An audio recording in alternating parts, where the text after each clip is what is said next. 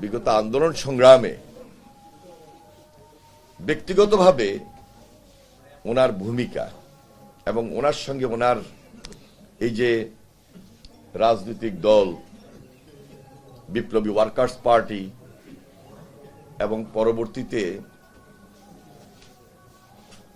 যে একটা মোর্চা গঠন করা গণতন্ত্র মঞ্চ, এখানে তার যে বিশাল উদ্বেগ, আমি তাকে আন্তরিকভাবে ধন্যবাদ জানাই এবং অভিনন্দন জানাই।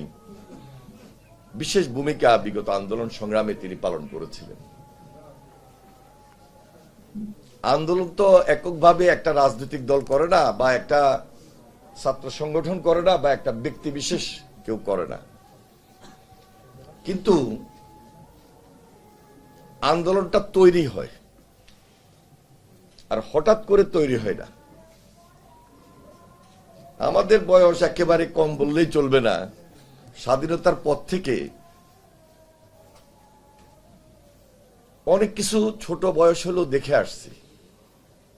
রক্ষী বাহিনীর অত্যাচার খুব সচক্ষে কাছের থেকে দেখার সুযোগ হয়েছে। ৭২, ৭৩, ৭৪, ৭৫ এগুলো আমাদের চোখের সামনে দেখা।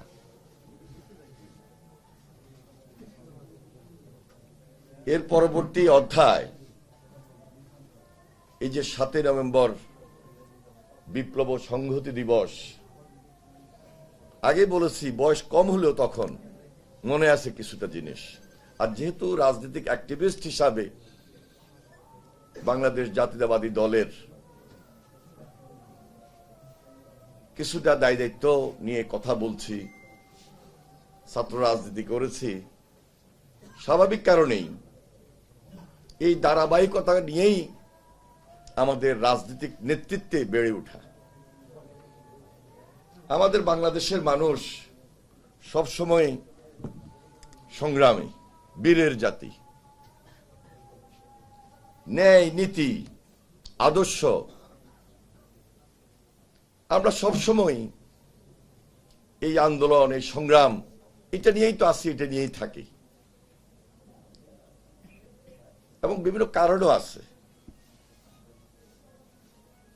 এই সব কারণ এখন ব্যাখ্যা করতে গেলে অনেক সময় লেগে যাবে। কারণ স্বাধীনতার আগের পরিস্থিতি, আগের প্রেক্ষাপট আর পরের প্রেক্ষাপট সবকিছু কিন্তু হিসাব নিকাশের। এমনিতেই তো বাংলাদেশ স্বাধীন হয় নাই। স্বাধীনতার সময় ভূমিকা কি, কার ভূমিকা, কোন ব্যক্তির ভূমিকা, এবং স্বাধীনতার পরপর আবার কেন আমাদের দেশ সেই কাঙ্ক্ষিত লক্ষ্যে পৌঁছা, স্বাধীনতার সুফল অর্জন করা কেন হয় নাই, কেন পারে নাই। বিশেষ করে এই জেনারেশন, এই যুবক শ্রেণী যাদেরকে নিয়ে আমরা ফ্রন্ট লাইনে সবসময় ছিলাম, আছি, এবার বুঝতে বাকি হয় নাই যে আসলে প্রকৃতপক্ষে এই বাংলাদেশের একটা দরদি দল কে হতে পারে, বা কার নেতৃত্বে আমরা সবাই ঐক্যবদ্ধ হতে পারি। আর প্রকৃতপক্ষে এই যে আওয়ামী লীগ একটা ফ্যাসিস্ট দল হিসাবে চিহ্নিত হয়েছে, এদেরকে রাজনৈতিক দল বলা যায় কিনা। আমি যদি স্বাধীনতার পর থেকে দেখি, আমার হিসাবে অনেকেই বলবেন, এবং এই প্রজন্ম এখন বলতে বাধ্য হয়েছেন, তাদের যে রক্তচক্ষু, তাদের যে ল্যাঙ্গুয়েজ, তাদের যে বডি ল্যাঙ্গুয়েজ, কথাবার্তা, আচার আচরণ, সেই স্বাধীনতার পর তাদের যে দুর্নীতি, দুঃশাসন, গুম খুন, আর এবার 17 বছর এসে হাসিনার নেতৃত্বে তার চেয়ে ভয়াবহ, ভয়ঙ্কর, দানবীয় কায়দায় দেশের মানুষকে জিম্মি করা, দেশের রাজনৈতিক দলগুলাকে অত্যাচার নির্যাতনের মধ্য দিয়ে ধ্বংস এবং নিঃশেষ করে দেওয়া। এবং শেখ হাসিনা সরাসরি বলেই ফেলেছিলেন, আমার অ্যাবসলিউট পাওয়ার দরকার। গণতন্ত্র নয়, উন্নয়নটাই আমার কাছে প্রায়োরিটি। তার মানে দুর্নীতিটা তার কাছে প্রায়োরিটি, দেশ তার কাছে প্রায়োরিটি নয়। অন্যান্য রাজনৈতিক দল, রাজনৈতিক পরিবেশ, সাধারণ মানুষের স্বাভাবিক সাধারণ জীবনযাপন তার কাছে প্রায়োরিটি ছিল না। পাওয়ারটা অ্যাবসলিউট ছিল, প্রায়োরিটি ছিল। ফ্যাসিবাদ এখান থেকেই জন্ম হয়েছে, এভাবেই ফ্যাসিবাদের সংজ্ঞা নির্ণয়িত হয়েছে। কোনোভাবেই রাজনৈতিক দল হিসাবে আপনি তাকে বলবেন যে 47 সনের সেই রাজনৈতিক দল স্বাধীনতার পর এটাকে আর রাজনৈতিক দল বলা যায় কিনা? সে অধ্যায় তারা তৈরি করে নাই, সেই পরিবেশ তারা রাখে নাই, এবং সেই সিদ্ধান্তগুলো তাদের পক্ষে নিয়ে যাবে এবং অন্য কেউ এই দলকে তাদের মতো করে বা রাজনৈতিক দলের বিশ্লেষণে এনে সংজ্ঞায়িত করবে রাজনৈতিক দল হিসাবে, এটা আমি দেখি নাই। যার কারণে স্বাধীনতার পর থেকে আমাদের এখন পর্যন্ত যেই ট্রেন্ডে আমরা আছি, ওই আন্দোলন, ওই সংগ্রাম, ওই প্রতিবাদ আমাদের ছাত্র, যুবক, রাজনৈতিক দল এবং অন্যান্য সবার মধ্যে এটা একটা শুধু আবেগের জায়গা নয়, এটা একটা প্রতিবাদী কণ্ঠে রূপ নিয়েছে। আমরা রাজনৈতিক দল, বিপ্লবী ওয়ার্কার্স পার্টি রাজনৈতিক দল, অন্যান্য অনেক রাজনৈতিক দল আছে, আমরা কিন্তু সবসময় খুব ব্যস্ত থাকি। ছাত্ররা মধুর ক্যান্টিনে ব্যস্ত থাকে, যুবকরা তাদের বিভিন্ন ধরনের অ্যাক্টিভিটিস, চাকরি হোক, বাকরি হোক, সমাজ ব্যবস্থায় অথবা আন্দোলনের মাঠে খুব বেশি অ্যাক্টিভ থাকে। কিন্তু এই দেশের যারা খুব সাধারণ মানুষ, খেতে কাজ করে, অন্যান্য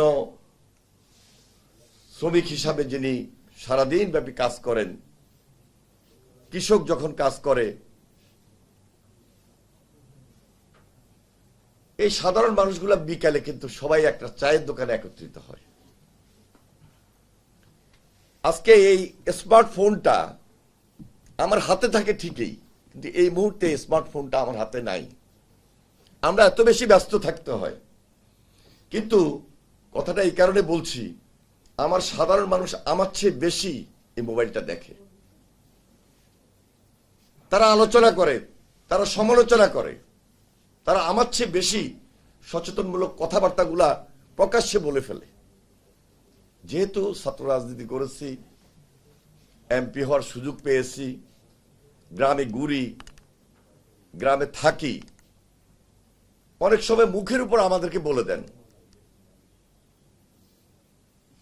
কারণ এদের মধ্যে সাহস, মনোবল এবং প্রকৃত ন্যায় নীতি নিয়ে কথা বলার হিম্মত আছে, মনোবল আছে। আমি লক্ষ্য করেছি আমাদের বাংলাদেশে অনেক রাজনৈতিক দল, অনেক রাজনৈতিক দলের ব্যক্তি, আমরা অনেক সময় কথাগুলোকে সহ্য করতে পারি না, ধৈর্য ধারণ করে রিসিভ করা, অ্যাবজর্ব করা। এটা ইদানিং কালে আমাদের কাছে মনে হয় যে খুব বেশি এমন যে সঙ্গে সঙ্গে আমরা রিয়্যাক্ট করি, সঙ্গে সঙ্গে আমরা আরেকজনের বক্তব্যটাকে কাউন্টার দেওয়ার চেষ্টা করি। এই যে একটু অথেন্টিক নিউজ, যে একটু পর্যালোচনা করা, নিজেদের মধ্যে আলোচনা করা, এই জিনিসগুলো কম হচ্ছে। এটার কারণটা হলো বিশেষ করে গত 17 বছরের ট্রেন্ড, 17 বছরের যে অত্যাচার, নির্যাতন, গুম খুন, ফ্যাসিবাদী কায়দায়, কর্তৃত্ববাদী কায়দায়, স্বৈরাচারী কায়দায় যা হয়েছিল, সেটার থেকে ইচ্ছে করলে আমরা এখন বের হয়ে যেতে পারছি তা কিন্তু না, পারার কথাও না। যারা বাংলাদেশের বাহিরে অথবা আমাদের খুব ইয়াং জেনারেশন রাজনীতির সঙ্গে খুব বেশি সম্পৃক্ত না, অথবা যারা প্রকারান্তে রাজনীতি করার চেষ্টা করেন, তারা মনে করেন যে এটাই মনে হয় বাংলাদেশের রাজনীতি ছিল এবং এই প্রক্রিয়া আমাকে চলতে হবে এখন পর্যন্ত। কিন্তু না, প্রকৃতপক্ষে যদি আপনি একটা দেশপ্রেম নিয়ে কথা বলেন, কথা বলতে চান, একটা দেশপ্রেমিক সরকার বলেন, দেশপ্রেমিক রাজনৈতিক দল বলেন, এটা 5 আগস্টের পর মানুষের মধ্যে উপলব্ধি এসেছে, মানুষের প্রত্যাশার জায়গা থেকে রাজনৈতিক দলের কাছে, নেতৃত্বের কাছে, সেটা যুব সমাজ হোক, ছাত্র সমাজ হোক, তরুণদের কাছে, সবাই এই সাধারণ মানুষগুলোর প্রত্যাশার দাবি এখানে যে একটা রাজনৈতিক দলের গুণগত পরিবর্তন খুব বেশি জরুরি। একটা রাজনৈতিক দলের সঙ্গে রাজনৈতিক ব্যক্তির গুণগত পরিবর্তন এই মুহূর্তে খুব বেশি জরুরি। 5 তারিখ আমাদেরকে সেটা শিখিয়েছে, জুলাই সেটা আমাদেরকে শিখিয়েছে। 36 জুলাই বলেন আর 5 আগস্ট বলেন, এই পরিবর্তনের কথা সাধারণ মানুষ আমাদেরকে জানিয়ে দিয়েছে। এখন আমরা কোন দল করব, কোন দলের নেতৃত্বে এই কাজগুলা হবে, আমি সাধারণ মানুষের কথাগুলোকে সমীহ পর্যায়ে নেব কিনা, সম্মানের জায়গা থেকে দেখব কিনা, এটা খুব বেশি গুরুত্বপূর্ণ। আজকে এই যে বাংলাদেশ বিপ্লবী যুব সংহতি, তারা প্রত্যাশা এবং প্রাপ্তির জায়গা থেকে জুলাই আন্দোলনকে সামনে রেখে যে আলোচনার সভাটা নিয়ে এসছেন, এই আলোচনার সভাটা গত 36 দিন আমরা বিএনপি, বাংলাদেশ জাতীয়তাবাদী দল, তারেক রহমানের নেতৃত্বে 1 জুলাই থেকে 5 আগস্ট পর্যন্ত কন্টিনিউয়াসলি আমরা প্রত্যেকটা ইউনিট আমরা করে গিয়েছি, দৃশ্যমান করেছি। জুলাইয়ে নারীদের কি ভূমিকা ছিল, জুলাইয়ে যারা শহীদ হয়েছেন, এবং জুলাইয়ের পাশাপাশি যেটা আমাদের এই যে এহসান মাহমুদ বলার চেষ্টা করেছেন, গত 17 বছরের যে ট্রেন্ড, এই অত্যাচার নির্যাতনকে মোকাবেলা করতে গিয়ে আমরা যারা প্রতিবাদী ছিলাম, সংগ্রাম করেছি, আন্দোলন করেছি, আন্দোলন সংগ্রাম করতে গিয়ে গুম, খুন, অত্যাচার, নির্যাতন, মামলা, হামলা শিকার হয়েছি। এই 36 দিনে আমরা জাতিকে সেটা স্মরণ করিয়ে দিয়েছি। জুলাই শুধু জুলাই কেন্দ্রিকে নয়, রোড টু জুলাই, এই জার্নিটাকে 36 দিনের জার্নি আমরা দেখি না, এই জার্নিটাকে আমরা দীর্ঘদিনের জার্নি দেখছি। এটা 5 আগস্ট সর্বশেষ যারা আমার এই ছাত্র, যারা আমার এই যুবক, যারা তরুণ, এটা তো পাওয়ার হাউস, পাহাড় পর্বত পরিমাণ এই শক্তি। আমি যখন ছাত্র দলের প্রেসিডেন্ট ছিলাম, তখন আমার বয়স ছিল 27-28 বছর। আমার তখনের শক্তি আর এখনকার শক্তির মধ্যে আকাশ পাতাল পার্থক্য আছে। তাহলে 27 বছরের যে যুবক, 27 বছরের যে ছাত্র, 27 বছরের যে তারুণ্যের শক্তি, এই শক্তিটাকে সর্বশেষ জুলাই আন্দোলনের কাজে লাগিয়ে ঐক্যবদ্ধ বাংলাদেশের মাধ্যমে আমরা ফ্যাসিবাদের বিরুদ্ধে লড়েছি, সংগ্রাম করেছি, এবং শেষ পর্যন্ত শেখ হাসিনা পালিয়ে যেতে বাধ্য হয়েছে। এমনিতে শেখ হাসিনা পালিয়ে যায় নাই, একদিনে পালিয়ে যায় নাই, 10 দিনে পালিয়ে যায় নাই। পালিয়ে যাওয়ার আগ মুহূর্তেও 5 তারিখ সকালে 100-র উপরে হত্যা করেছে। 5 তারিখ সকালে আমি জেলে ছিলাম, সেখান থেকে তো আমরা প্রতিনিয়ত খবর পাচ্ছি।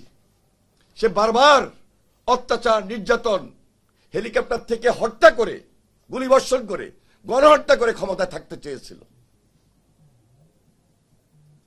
কিন্তু থাকতে পারে নাই। আমরা যেদিন ডিবি অফিসে এই লাস্ট শত শত নেতাকর্মী ছিলাম, সাধারণ ছাত্র ছিল, যারা বৈষম্য বিরোধী আন্দোলনের নেতৃত্ব দিয়েছে তারা আমাদের সঙ্গে ছিল। একসঙ্গে মিলে আমরা সেখানেও বলেছি, তার আগে যতদিন এই প্রেস ক্লাবে মিটিং করেছি, তার আগে গত 17 বছর যত মিটিং করেছি, যে হাসিনার ক্ষমতা কখনো পার্মানেন্ট হবে না, পার্মানেন্ট হইতে পারে না।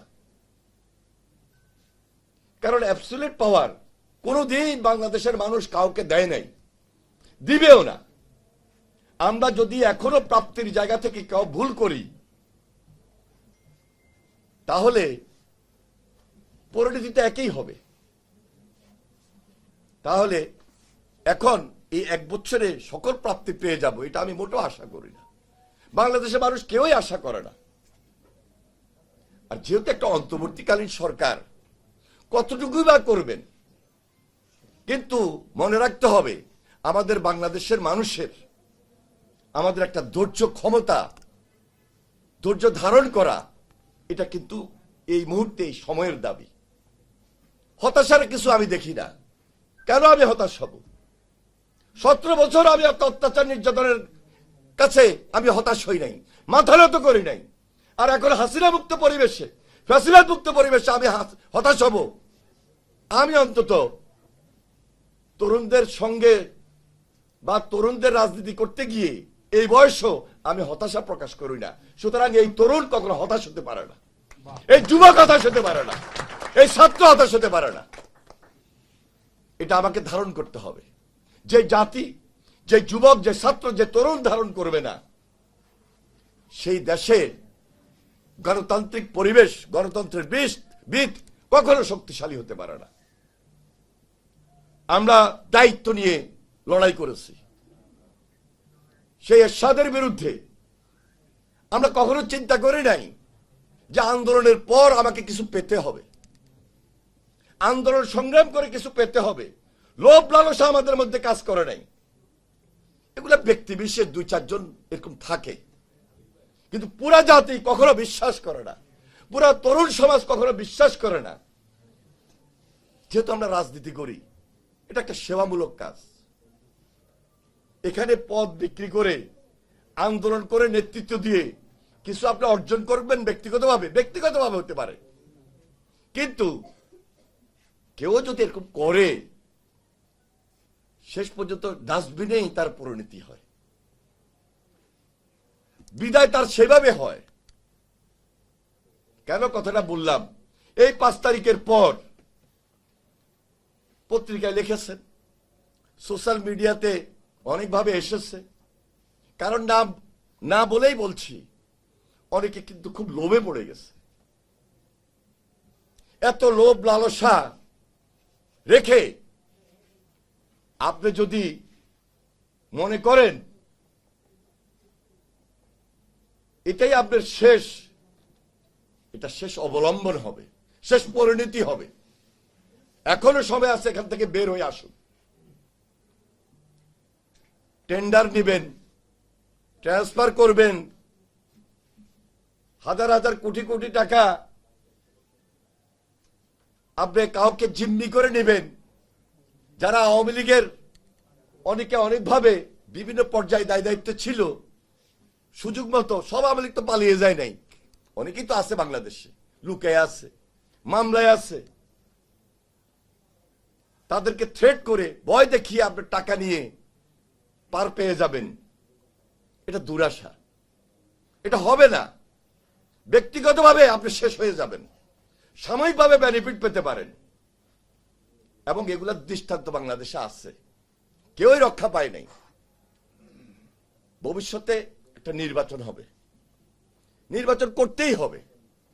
কারণ যদি এই অন্তর্বর্তীকালীন সরকার কন্টিনিউ করতে থাকে, তাহলে এই হতাশার কথাটা সেখানেই আসবে। কারণ একটা রাজনৈতিক দল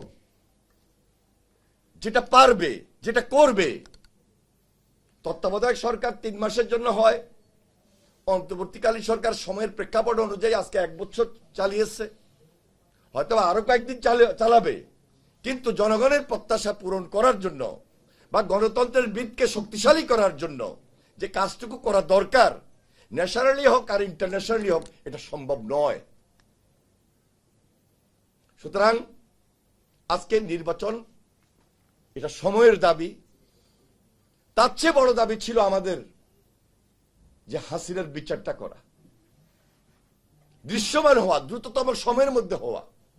আশা তো ছাড়বই না, না পারলে নির্বাচিত সরকার করব, এটা বলতেই পারি। কারণ হাসিনা যেভাবে আমাদেরকে, দেশকে ধ্বংস করে দিয়েছে, লুটপাট করছে, দুর্নীতি করেছে, দুঃশাসন তৈরি করেছে, গুম করেছে, খুন করেছে, গণহত্যা করেছে, শিশু বাচ্চাটাকে পর্যন্ত হত্যা করেছে, নিজে অর্ডার দিয়ে, আদেশ দিয়ে, সিদ্ধান্ত দিয়ে, এগুলো তো দৃশ্যমান। সেই বিচার হবে না এই বাংলাদেশে, আর সে অপেক্ষাতে আমরা আছি। এটা প্রায়োরিটি বিচারটা। প্রত্যেকটা বক্তব্যে, বিবৃতিতে আমরা বলি সংস্কারের চলমান প্রক্রিয়া, সংস্কার করতে হবে। কিন্তু সংস্কার করতে গিয়ে যদি ওই হতাশার কথা চলে আসে, তাহলে সংস্কারও শেষ হবে না, হতাশা দূরও হবে না। হতাশায় হতাশায় আবার ফ্যাসিবাদ সুযোগ নিয়ে নেবে। ওই সুযোগ বাংলাদেশের মাটিতে আর হবে না, দেওয়া যাবে না। এই জন্য সুযোগ যেহেতু দিব না, ফ্যাসিবাদ যেন না আসতে পারে, ষড়যন্ত্র যেন আবারও তৈরি না হতে পারে, এখনো চলছে, হচ্ছে, পার্শ্ববর্তী দেশও করতেছে, দেশের ভিতরে হচ্ছে, আর্থিকভাবে হচ্ছে। এই যে কিশোর গ্যাং, আজকে দেখবেন বিভিন্নভাবে তারা এই সমাজটাকে নষ্ট করার জন্য বিভিন্ন দেশে, বিভিন্ন ডিস্ট্রিক্টে, বিভিন্ন এই সিটির মধ্যে বা অন্য সিটির মধ্যে দূর থেকে আর্থিকভাবে তাদেরকে টাকা দিয়া কিন্তু কিশোর গ্যাং দিয়ে আজকে কাজ করাচ্ছে। কে করাচ্ছে, মূলে কারা, এগুলো ফাইন্ড আউট করা দরকার। এই জন্য সমাজের মধ্যে একটা রিকনসিলিয়েশন খুব গুরুত্বপূর্ণ। কারণ এদের সঙ্গে এই কিশোর, যারা এরা স্কুলের ছাত্র, কলেজের ছাত্র, বয়সটাই তো খারাপ। সুতরাং এদের সঙ্গে অন্যান্য আমাদের যাদের রাজনৈতিক দল, বিভিন্ন উইংস আছে, আলোচনা করতে হবে, বসতে হবে, বুঝাইতে হবে যে এটা কিন্তু তোমার গোল হতে পারে না, এটা কিন্তু তোমার ভবিষ্যৎ ক্ষেত্রে, তোমার জীবনের ক্ষেত্রে বড় বাধা হয়ে দাঁড়াবে। যে কারণে আজকে গাজীপুরের মতো জায়গায় একজন সাংবাদিককে হত্যা করা হয়। এদের কার কতটুকু পড়ালেখা আছে, কে কতটুকু কার মাধ্যমে বায়াসড, তার চেয়ে বেশি এরা খুব দূর থেকে আর্থিকভাবে সহযোগিতা পাচ্ছে। স্থানীয়ভাবে এরা সেলফি তুলে এর নাম, এর পরিচয়, ওর পরিচয় ব্যবহার করে, বিভিন্ন রাজনৈতিক ব্যক্তির নাম ব্যবহার করে, রাজনৈতিক দলের নাম ব্যবহার করে।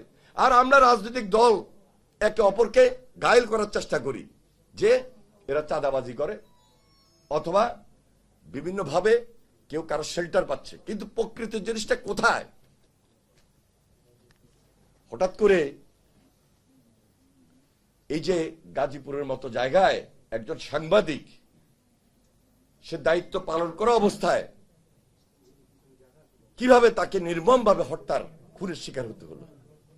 এটা তো একটা দুইটা ঘটনা নয়, 5 তারিখের পর অনেকগুলা ঘটনা ঘটেছে এইভাবে। এই জন্য হয়তোবা যারা রাজনৈতিক দল আছে তাদের একটা পরামর্শ খুব বেশি প্রয়োজন। নতুন দুই একটা রাজনৈতিক দল, স্বাভাবিক কারণে তাদের সে অভিজ্ঞতা নাই, কিন্তু যাদের অভিজ্ঞতা সম্পন্ন দায়িত্বশীল রাজনৈতিক দল, আমাদের দায়িত্ব হলো তাদেরকে এঙ্গেজ করা, তাদেরকে পরামর্শ দেওয়া। একটা রাজনৈতিক দল বুঝলাম যে তারা বৈষম্য বিরোধী ছাত্র আন্দোলন করেছে, সেখান থেকে পরবর্তীতে একটা রাজনৈতিক দল এসেছে। সেই রাজনৈতিক দলের সঙ্গে আমার আপনার দায়িত্ব হলে বসাবো, বারবার আলোচনা করা, তাদের অভিজ্ঞতাকে শেয়ার করা, আমাদের অভিজ্ঞতাকে তাদের সঙ্গে এঙ্গেজ করা, যে রাজনীতি কি, রাজনীতির পরিস্থিতি কি হতে পারে, কতটুকু সংস্কার করা যাবে, কতটুকু সংস্কার এই সরকার করতে পারবে, এই সরকার কতটুকু কার পক্ষে করা সম্ভব। কিন্তু আমরা সকল রাজনৈতিক দল আসলে প্রকৃতপক্ষে যেই পরামর্শগুলো তাদেরকে এই যুবকদেরকে যুবক নেতৃত্বকে দেওয়া দরকার, আমার মনে হয় সব রাজনৈতিক দল তাদেরকে সেই পরামর্শটুকু দিচ্ছেন না, বরং ব্যবহার করার চেষ্টা করছেন। যার কারণে আজকে 1 বছরের মাথায় কিছুটা হতাশার সৃষ্টি হতবা হয়েছে, কিন্তু এটা থাকবে না। এটা থাকবে না কখন? যেহেতু ফ্যাসিবাদের বিরুদ্ধে একসঙ্গে লড়াই করেছি, একটা টার্গেটে যাওয়ার জন্য লড়াই করেছি, সেখানে গণতন্ত্রের বীজ শক্তিশালী হবে, নতুন বাংলাদেশ হবে, বাংলাদেশ নির্মাণ হবে।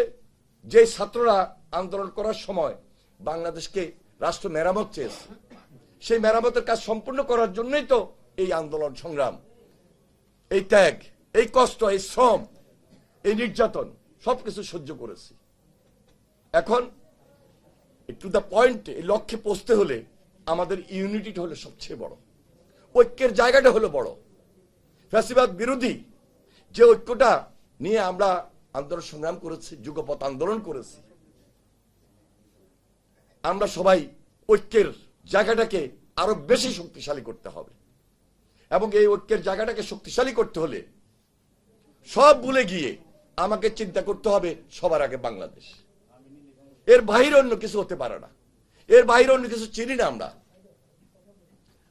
এক একটা দলের এক একটা রাজনৈতিক আদর্শ থাকে, আদর্শ ভিত্তিক কথা বলবেন, কিন্তু বাংলাদেশ প্রেক্ষাপটে, বাংলাদেশ বিনির্মাণে, নতুন বাংলাদেশ গড়ার ক্ষেত্রে আমাদেরকে আরো বেশি দায়িত্বশীল হওয়া উচিত। আমার মনে হয় অনেক বক্তব্য দিয়েছি, এর বাইরে আর বেশি বক্তব্য দেওয়ার কিছু নেই। আমরা সবাই ধৈর্য ধারণ করি। বর্তমান যে অন্তর্বর্তীকালীন সরকার আছে তাদেরকে সহযোগিতার হাত বাড়িয়ে দিতে হবে। তারা যে খুব বেশি অভিজ্ঞতা সম্পন্ন রাষ্ট্র পরিচালনার ক্ষেত্রে খুব বেশি অভিজ্ঞতা অর্জন করে এই দেশটা পরিচালনা করবেন সেটাও তো না। ওনারা এক একজন এক এক কাজে ব্যস্ত ছিলেন, হয়তোবা অন্তর্বর্তীকালীন সরকারের দায়িত্ব পেয়েছেন। 3 মাসে তত্ত্বাবধায়ক সরকারে যারা থাকেন তারা শুধু নির্বাচনটাকে নিয়েই 3 মাসের মধ্যে সম্পন্ন করে বিদায় নেন। আর যেহেতু অন্তর্বর্তীকালীন সরকার, এখানে একটু সময় বেশি নিয়েছেন, কারণ কিছু সংস্কারের ব্যাপার আছে, হাসিনার বিচারের ব্যাপার আছে, প্রক্রিয়ার ব্যাপার আছে, হয় আরো কিছু রুটিন ওয়ার্ক আছে। কিন্তু এর মধ্যে ওনারাও কিন্তু অনেক মবের শিকার হয়েছেন। সব দাবি তো তারা মেনে নিতে পারবে না, আর সব দাবি 5 তারিখের পর একের পর এক করতে থাকবে, এটাও কিন্তু ষড়যন্ত্রের বড় অংশ। এই যে আনসার সর্বপ্রথম যে আন্দোলনটা করলো, এটা কি ষড়যন্ত্র ছিল না? তাহলে ধারাবাহিকভাবে এই ধরনের অনেক মব সৃষ্টি করে সরকারকে অস্থিতিশীল রাখা মানে বাংলাদেশকে অস্থিতিশীল রাখা, এবং আমাদের গোল পয়েন্টে যেন আমরা পৌঁছতে না পারি, এটা দেশে এবং দেশের বাইরে বসে এই ষড়যন্ত্রগুলো করা হচ্ছে। আমরা খুব বেশি সজাগ থাকবো, সতর্ক থাকবো। আজকে উপস্থিত যারা হয়েছেন, যারা বক্তব্য রেখেছেন, আপনাদের সবাইকে আমি আন্তরিকভাবে মোবারকবাদ জানাই। এবং সাইবুল হক ভাই, ওনার বক্তব্য আমরা শুনবো সর্বশেষ। উনি আমাকে দাওয়াত করেছেন, আমি কৃতজ্ঞতা প্রকাশ করে উপস্থিত সবাইকে ধন্যবাদ জানিয়ে আমার বক্তব্য শেষ করছি। খোদা হাফেজ। বাংলাদেশ জিন্দাবাদ। আসসালামু আলাইকুম।